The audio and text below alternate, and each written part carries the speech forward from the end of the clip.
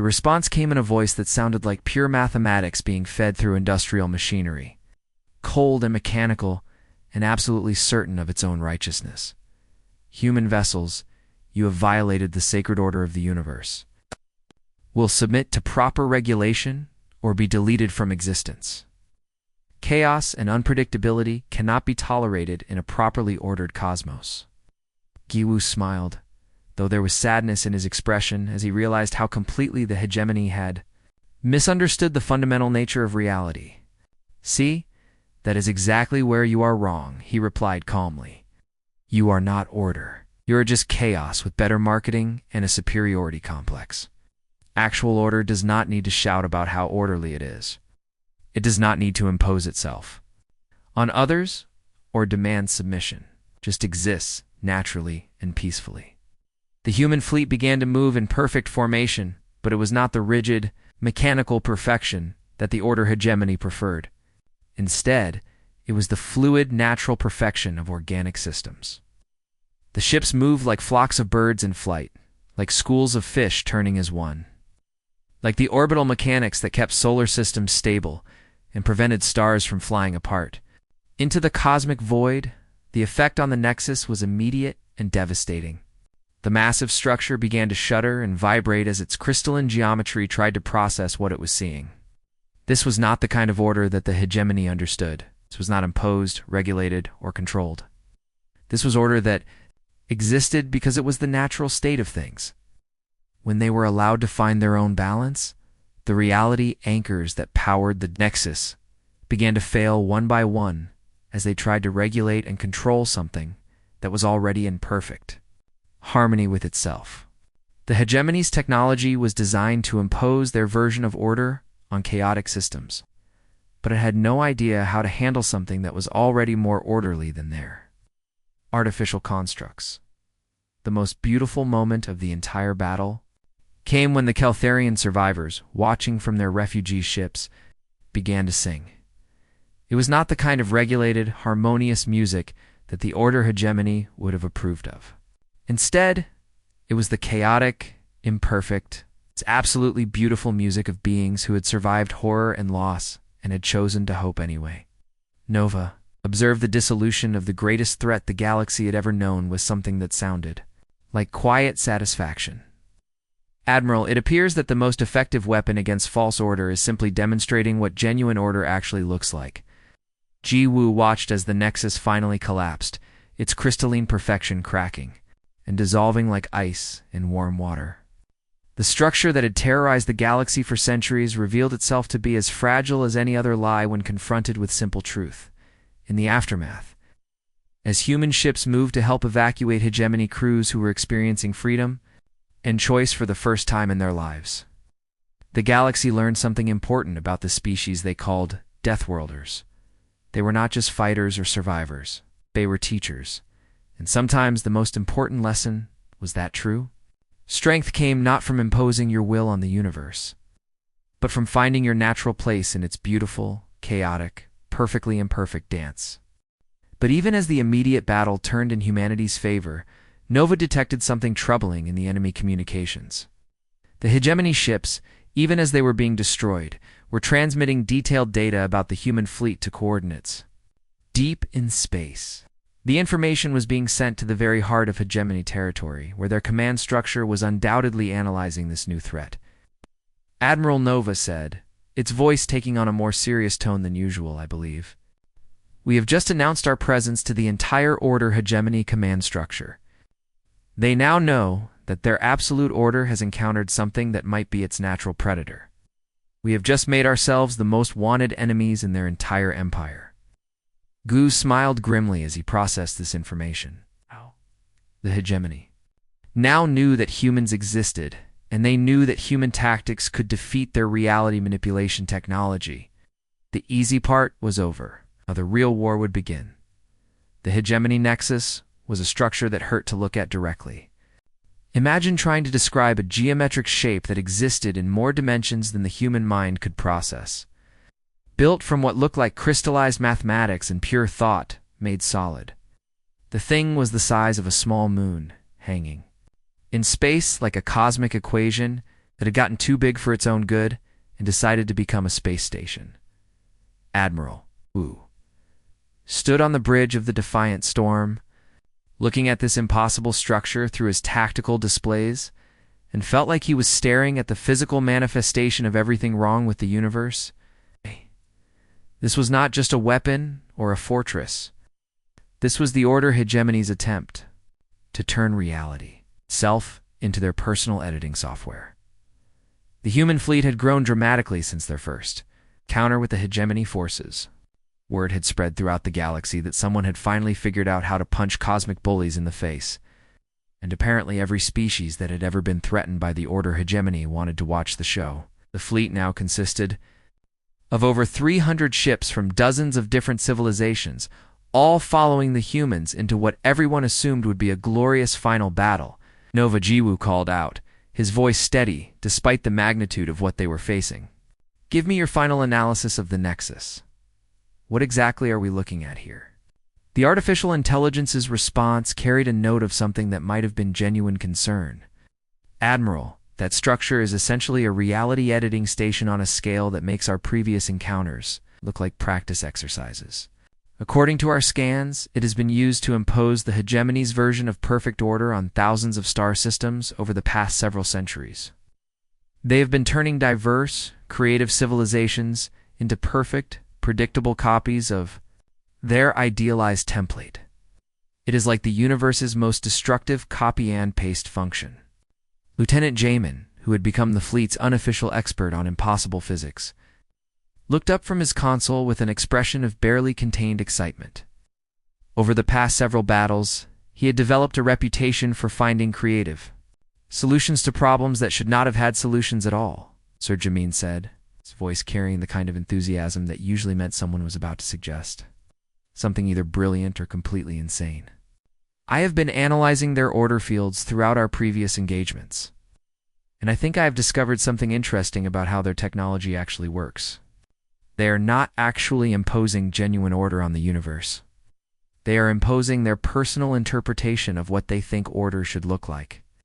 The implications of this observation hit Admiral Jiwoo like a physical blow. He had been thinking about this conflict in terms of chaos versus order, assuming that the hegemony represented some kind of cosmic force for organization and structure. But if Jamin was correct, then everything about this war had been based on a false assumption. Lieutenant Jiwoo said slowly, his mind racing through the tactical possibilities. Are you suggesting that instead of fighting their version of order with our controlled chaos, we should show them what actual order looks like?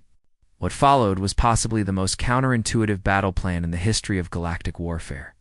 Instead of approaching the Nexus with their usual tactics of creative unpredictability and aggressive chaos, the human fleet would demonstrate something that the Order Hegemony had apparently never encountered.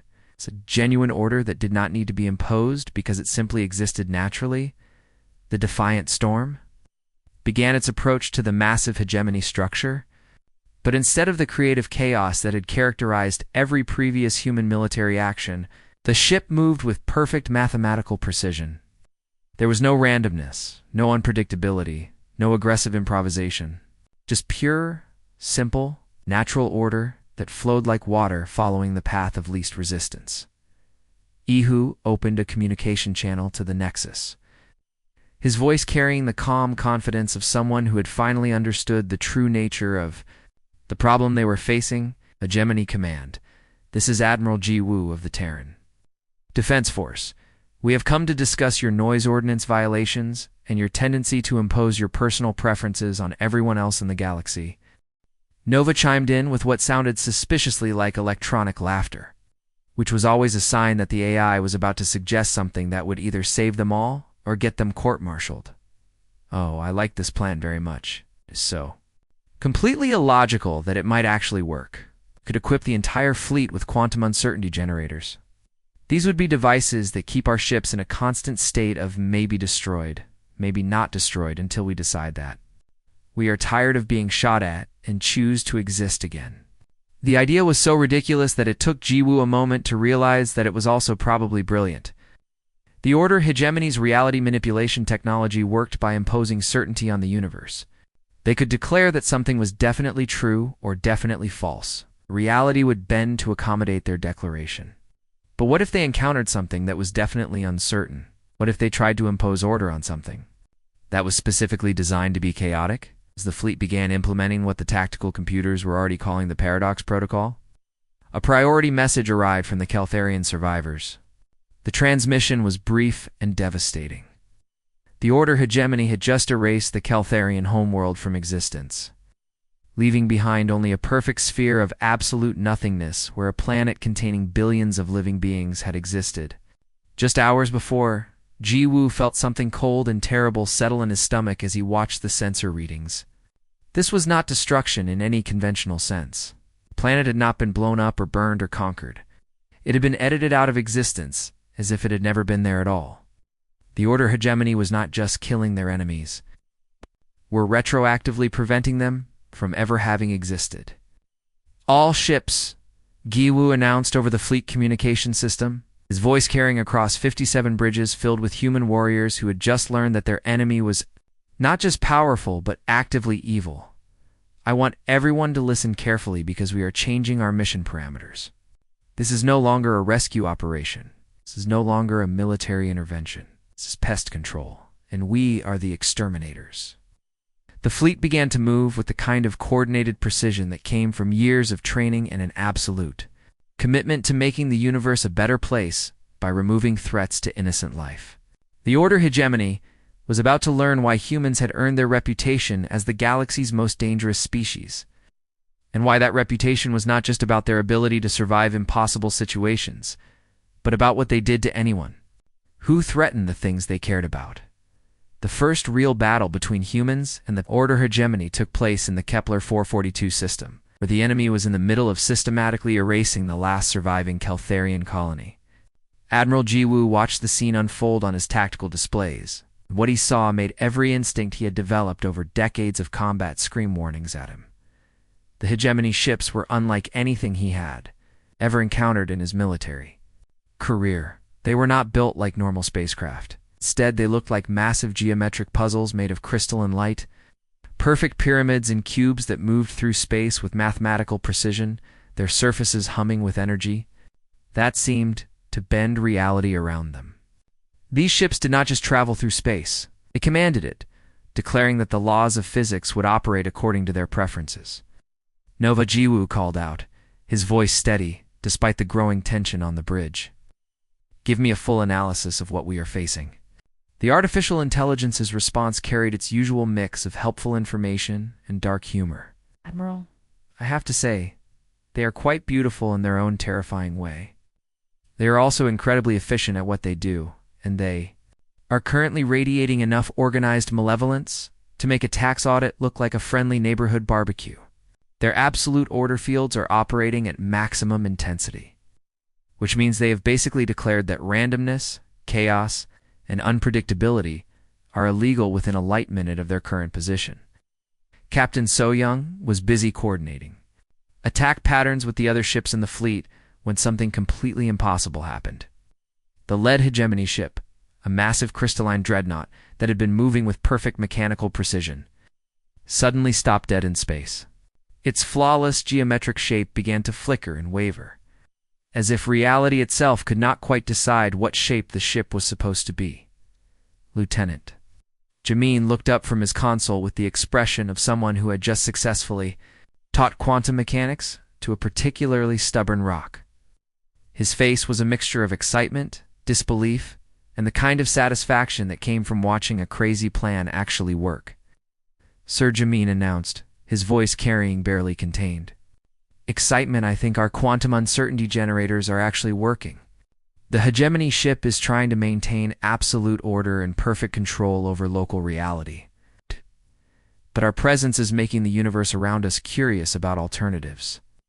It is like the universe is starting to wonder if maybe there are other ways to exist besides the hegemony's version of perfection. What happened next would be analyzed and studied by military academies throughout the galaxy for centuries to come. Captain Hai-Jin, commanding the UES Stubborn Truth, did something that should have been completely impossible. She ordered her ship to ram directly into the hegemony dreadnought with the force of a small moon. while simultaneously existing in a state of quantum uncertainty. That meant her ship was not solid enough to take damage from the collision. Enemy ship, faced with this complete violation of everything it understood about how reality was supposed to work, began to lose coherence. Its perfect crystalline structure started to crack and waver as its order. Fields collapsed under the weight of trying to process something that was simultaneously happening and not happening. The UES Sharp Retort provided the next demonstration of human tactical creativity.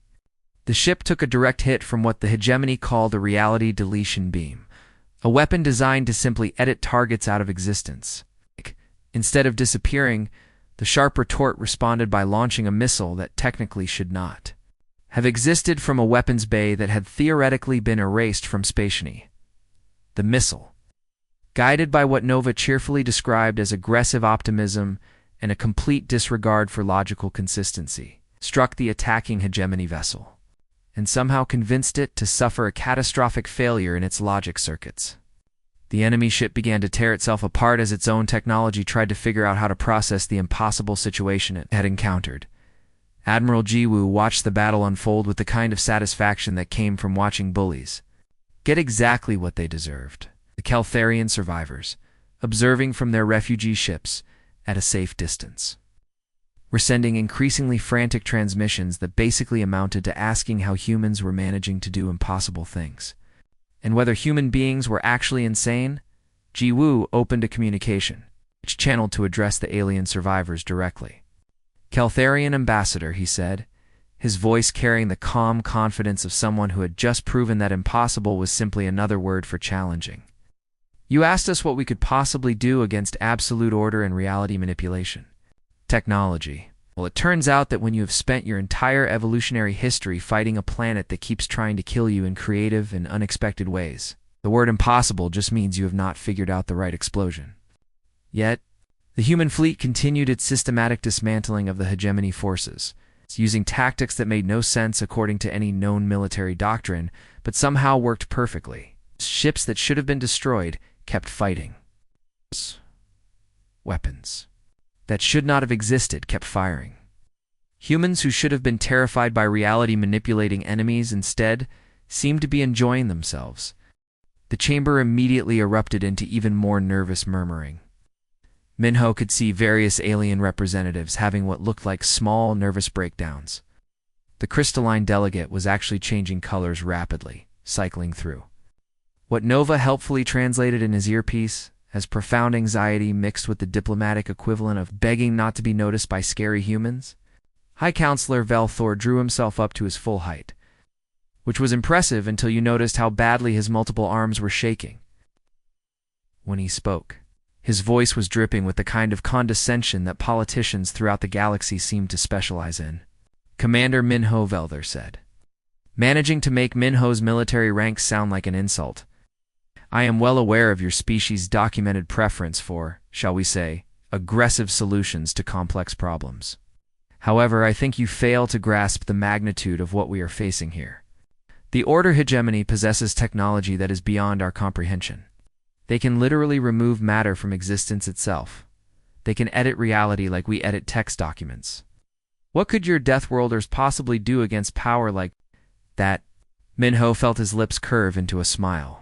He noticed that about half the council chamber instinctively took a step backward. It wasn't a pleasant smile. It was the kind of smile that had made Earth's predators decide that maybe they should hunt something else instead. Counselor Velthor Minho said, his voice carrying easily across the chamber despite speaking at normal volume.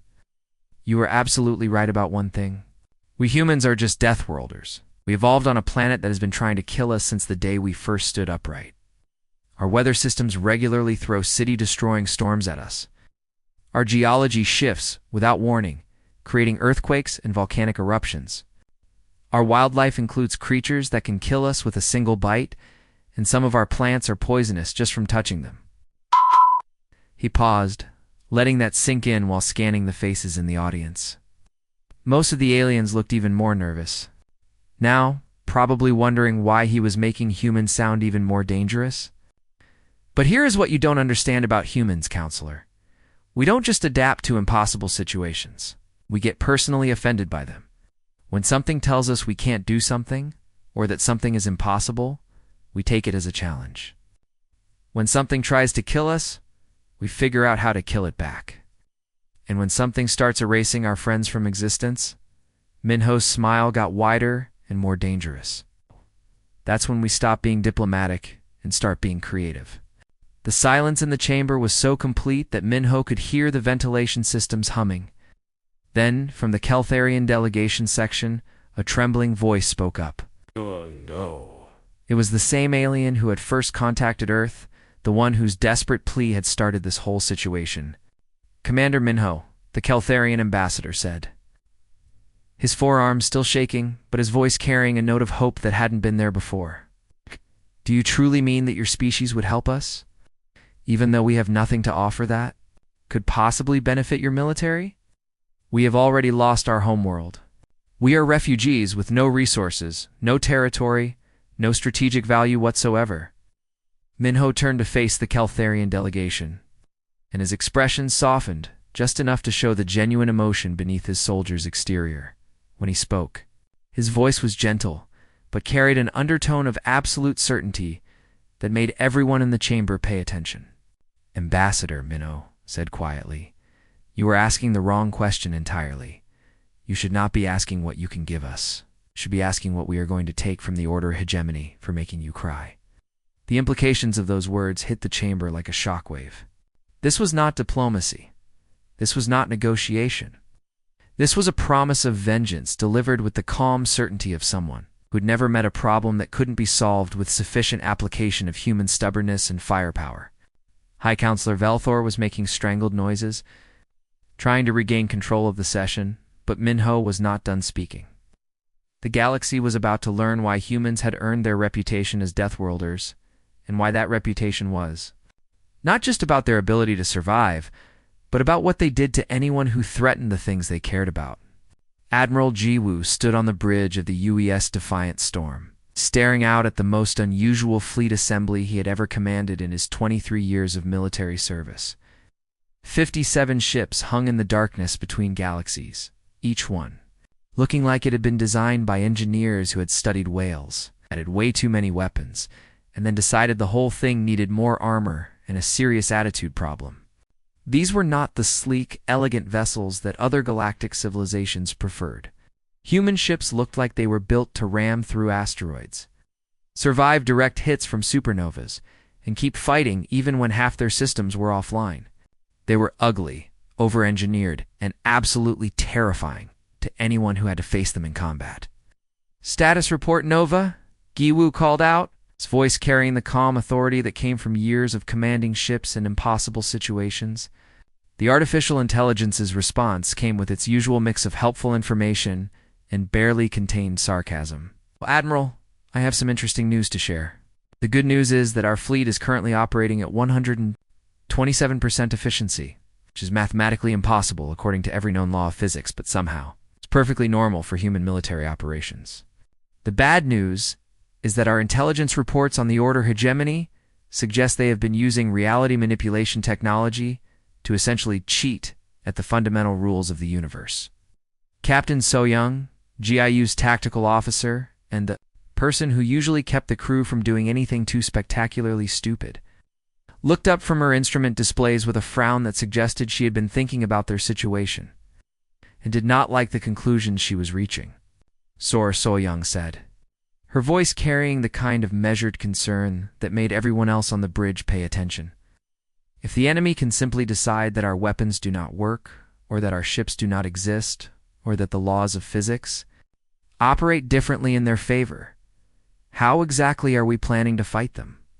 What is our strategy against an enemy that can rewrite reality itself?"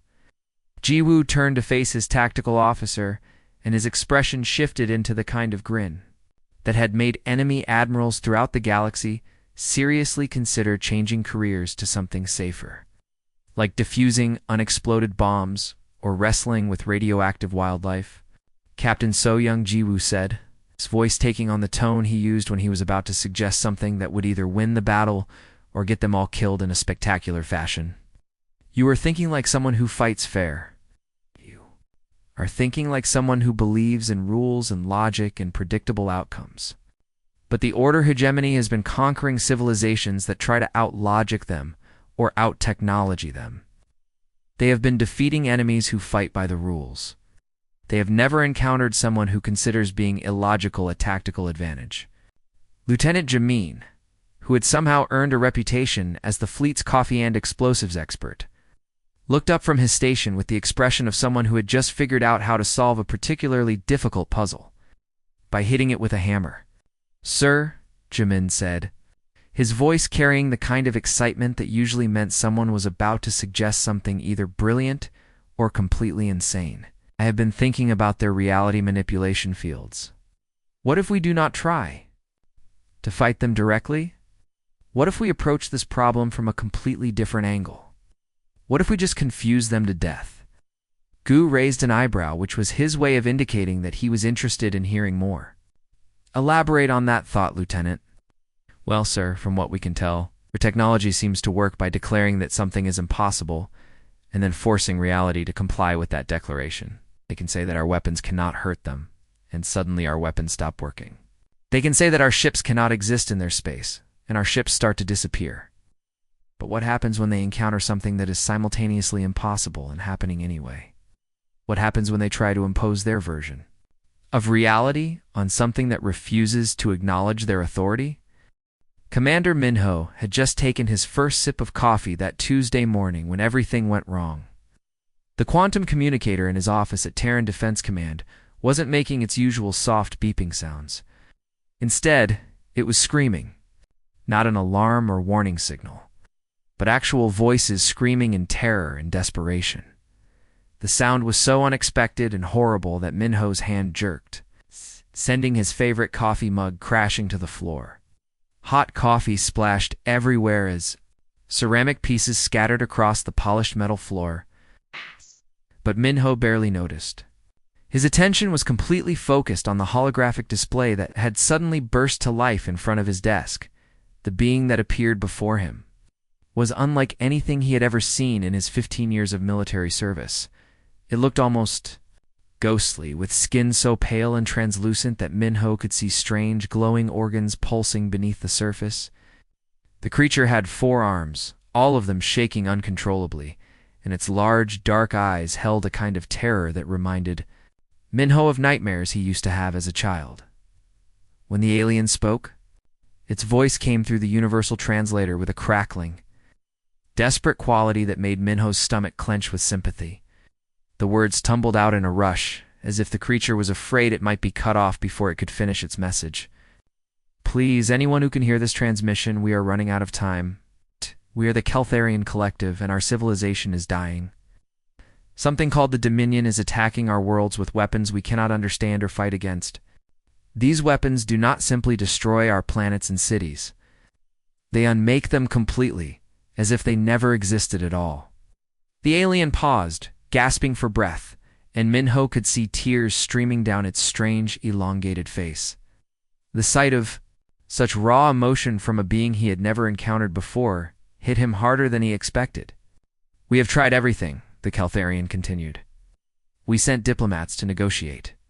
They were erased before they could even speak. We offered complete surrender, promising to serve as slaves for the rest of eternity. The Dominion did not even respond. We offered them our technology, our art, our entire accumulated knowledge spanning thousands of years. They ignored our pleas and continued their systematic destruction." Minho leaned forward in his chair, his military training kicking in as he began to process the tactical implications of what he was hearing. But before he could fully analyze the situation, his artificial intelligence assistant Nova decided to chime in with its usual mix of helpfulness and sarcasm. "Well, Commander," Nova said in its smooth, slightly amused voice, "I have to say, Tuesday morning just became significantly more interesting than your usual routine of paperwork and coffee consumption. Speaking of which, you might want to address that coffee spill before it stains the carpet permanently. The maintenance department is still complaining about the budget overruns from last week's demolition training exercise that you insisted on calling controlled." Minho shot a look at the nearest camera, knowing Nova could see his expression. "Not now, Nova. This is serious." The Caltharian on the display seemed to hear the exchange and looked directly at Minho, with something that might have been hope flickering in those terrified eyes. You are humans, yes. We have heard stories about your species throughout the galaxy. The races call you Deathworlders. They say you come from a planet so dangerous that it created warriors unlike anything the universe has ever seen. Minho felt a familiar mix of pride and wariness at the description. Humans had earned the Deathworlder label through decades of surprising their alien neighbors with their resilience, adaptability, and frankly alarming tendency to treat impossible situations as interesting challenges rather than insurmountable obstacles. We know we have nothing to offer that could possibly interest a species as powerful as yours, the alien continued, its voice breaking with emotion. But we will give you everything we have. Our technology, our worlds, our very essence. As a people, all we ask is that you help us survive. Please, we are begging you. What made Minho's blood run cold was not the desperate plea itself. The galaxy was unfortunately full of conflicts between different species and civilizations. Wars, territorial disputes, and resource conflicts were depressingly common. What made this different was the data that Nova was quietly displaying on his secondary monitors while the aliens spoke. Casualty reports from 17 different star systems were scrolling past, each showing the same impossible signature. These were not normal battle reports showing ships destroyed and cities bombed. According to the sensor data, entire planets were simply disappearing from existence. Not destroyed, not broken apart, not rendered uninhabitable. They were being completely erased from space-time itself, as if they had never existed in the first place. The Caltharian seemed to notice Min-Ho studying the data and nodded grimly. Yes, you see the reports. They call themselves the Order Hegemony. They have appointed themselves as cosmic editors, seeking to correct what they consider chaotic elements in the galaxy. Any species that shows creativity, unpredictability, or emotional complexity is classified as a cosmic error that must be deleted from existence. Minho felt something deep and primal stirring in his chest. It was the same feeling that had driven his ancestors to pick up spears when predators threatened their tribes. The same instinct that had pushed humanity to fight and claw their way to the top of Earth's food chain despite being smaller and weaker than many of their competitors. Nova, he said quietly, his voice taking on the tone he used when giving combat orders. How long would it take to mobilize our defense fleet? Commander Nova replied, its usual sarcasm replaced by something more serious. I can have preliminary mobilization orders ready within the hour. However, I should point out that we are talking about an enemy that can apparently edit reality itself. This may require some creative thinking. Minho smiled grimly as he watched the Caltharian's face on the display. The alien had no way of knowing that humanity had been preparing for exactly this kind of moment for decades. Ever since first contact with alien civilizations, humans had learned that their reputation as Deathworlders was not meant as an insult. It was a warning that other species gave each other about what happened when you pushed the galaxy's most stubborn fighters too far. The Order Hegemony was about to learn why the universe had invented humans in the first place. The emergency session of the Galactic Council was turning into one of the most pathetic displays of cowardice that Commander Minho had ever witnessed in his military career. The massive crystalline amphitheater on Nexus Prime was packed with representatives from over 200 different alien species, and every single one of them looked absolutely terrified. The sounds filling the chamber were almost comical if they weren't so depressing. So there was nervous chittering from the insect-like Vrex delegation, the wet-slapping sounds of the Aquarian representatives wringing their tentacles in distress, and somewhere in the back rows, one of the reptilian Soros was actually shedding scales from stress. The whole place sounded like a zoo during feeding time, except everyone was too scared to eat. High Counselor Velthor, a tall, stick-thin alien with too many joints in his arms, was trying to restore order to the chaos. He kept banging his ceremonial gavel, which looked more like a crystalline tuning fork, against the podium. The problem was that his voice shook so badly that he sounded like he was trying to organize a panic attack rather than a diplomatic session. Distinguished representatives, Velthar began, his voice cracking on every other word. The situation with the Order hegemony requires our most careful deliberation. We must explore every possible diplomatic avenue before we consider any hasty actions that might escalate this unfortunate situation. That was when Minho had heard enough. He had been standing quietly at the human delegation platform, still wearing his military uniform because he had traveled directly from Earth, without bothering to change into diplomatic robes. The sight of all these alien politicians cowering, while entire civilizations were being erased from existence, made something angry and protective rise up in his chest. Diplomatic options? Minho's voice cut through the nervous chatter like a hot knife through butter. The entire amphitheater fell silent as 200 pairs of alien eyes turned to look at him. Counselor Valthair, they have erased 37 entire worlds in the past month. 37 worlds full of living beings, art, culture, and history. All gone as if they never existed. What exactly are you planning to negotiate with them about? Their schedule for who gets deleted next week?